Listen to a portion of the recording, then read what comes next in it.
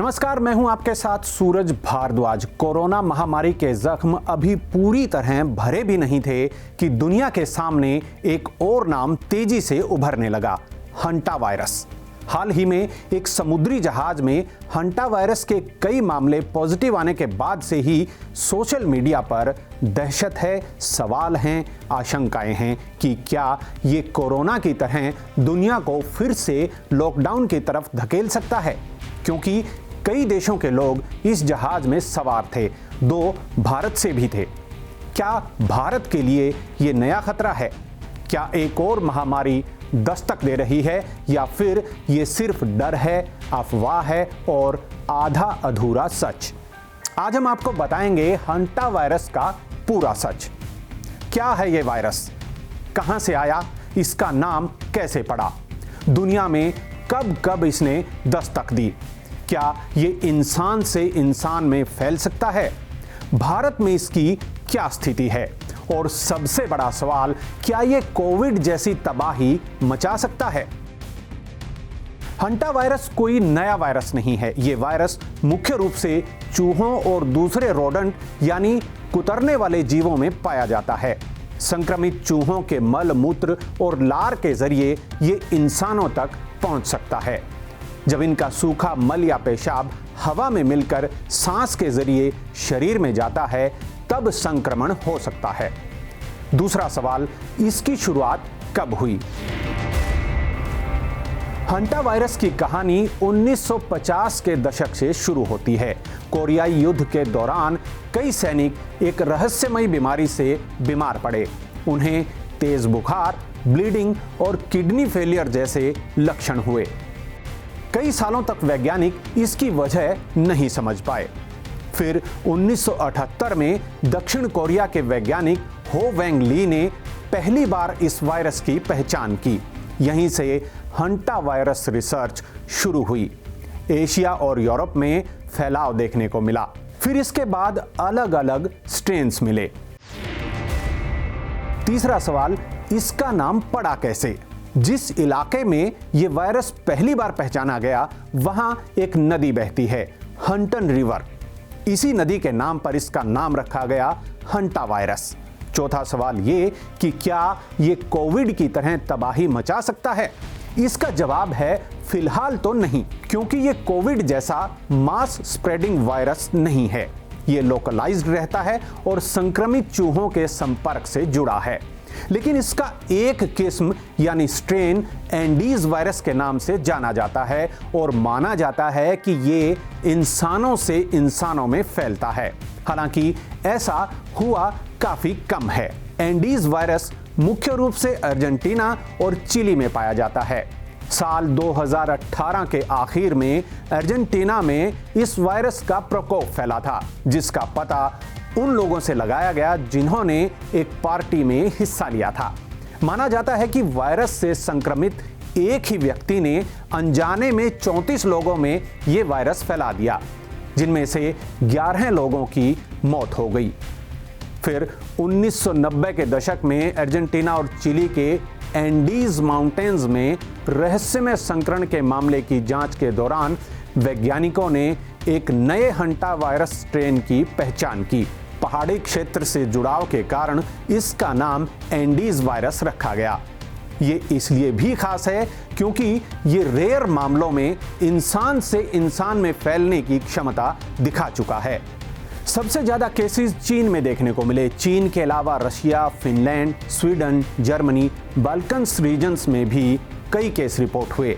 यहाँ mainly kidney related cases दिखे। चीन में हर साल हजारों केस रिपोर्ट हुए हैं। 1993 में अमेरिका में बड़ा आउटब्रेक हुआ। सबसे चर्चित आउटब्रेक हुआ four corners, Arizona, new Mexico, Colorado और यूटा में। अचानक हेल्दी यंग अडल्ट्स की मौत होने लगी। इन्वेस्टिगेशन में पता चला कि डियर माइस से नया स्ट्रेन फैला है।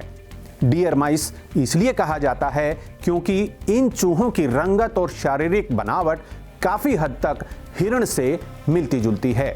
इससे फेफड़ों की गंभीर बीमारी हुई। ये घटना इसलिए फेमस हुई क्योंकि मोर्टेलिटी हाई थी। करीब 32 लोगों की मौत हुई थी। इसके बाद 2012 में कैलिफोर्निया के योसेमिटी नेशनल पार्क में कई टूरिस्ट इन्फेक्टेड हुए। कारण था रोडेंट इन्फेस्टेड टेंट कैबिन्स। इस आउटब्रेक ने पब्लिक अवेयरनेस बढ़ाई। 2020 के बाद फिर से हर साल देर सवेर कुछ जगहों पर केस रिपोर्ट होते रहे। अब जानते हैं आजकल हंटा वायरस सुर्खियों में क्यों है। 1 अप्रैल 2026 को अर्जेंटीना के उशुआइया से रवाना हुए Dutch cruise ship MV Hondius पर हंटा वायरस का प्रकोप फैला। ये जहाज अंटार्कटिका और दक्षिण अटलांटिक द्वीपों से होते हुए अफ्रीकी देश केप वर्ड जा रहा था। इस दौरान कई यात्रियों में लक्षण पाए गए। 150 से ज्यादा पर्यटक और क्रू मेंबर सवार थे। 3 मौतों की पुष्टि हुई और कई लोग संक्रमित हुए। एक वयस्क पुरुष जो अर्जेंटीना, चिली और यूरुग्वे में 3 महीने से अधिक की यात्रा के बाद 1 अप्रैल को इस जहाज पर सवार हुआ था। उसमें 6 अप्रैल को लक्षण विकसित हुए और 11 अप्रैल को जहाज पर ही उसकी मौत हो गई। माइक्रोबायोलॉजिकल परीक्षण नहीं किया गया। उसे संभावित मामला माना जा रहा है। कोई इस पुरुष के हो सकता है संपर्क में आया हो। ये क्रूज दूर दराज के जंगली इलाकों का दौरा कर रहा था, इसलिए इस बात की संभावना भी है कि क्रूज यात्रा के दौरान कोई यात्री इस वायरस के संपर्क में आ गया हो। वायरस की आगे की जेनेटिक जांच से शायद ये पता लगाने में मदद मिल सके कि ये सबसे पहले जहाज पर पहुंचा कैसे।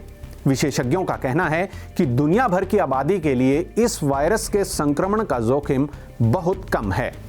फिलहाल जहाज के बाहर संक्रमण फैलने का कोई सबूत नहीं मिला है।